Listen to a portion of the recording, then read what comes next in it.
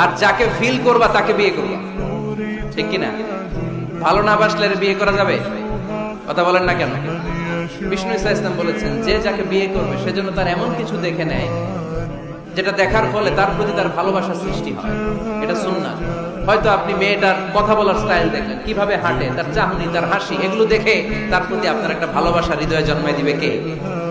ভালোবাসা না জন্মালে বিয়ে করতে পারবেন? কথা বলেন না কেন? আব্বা আম্মা একটা ধরে নিয়ে আসছে, তারপরে কবুল বলা যাবে? এগুলোর জন্য এদেশের ডিভোর্সের রেট বাড়ে। ছেলে মেয়েদেরকে ওপেনলি একে অপরের সাথে দেখা করার সুযোগ করে দেয় না। বিয়ের আগে মুরব্বীদের সুপারভিশনে কথা বলা, দেখার সুযোগ করে দিবে। যখন পূর্ণাঙ্গভাবে দেখা দেখি হয়ে যাবে, আল্লাহর উপর তাওয়াক্কুল করে কবুল বলে ফেলতে হবে, ঠিক কিনা? এজন্য স্কলাররা বলে, ইদা লা তাকনা লা তাতাযাওয়াজ, যদি তোমার ভালো না লাগে বিয়ে করবে না। আল্লাহ কোরআনে বলে নাই, ফানকিহু মিনান নিসাই মাসনা ওয়া সুলাসা,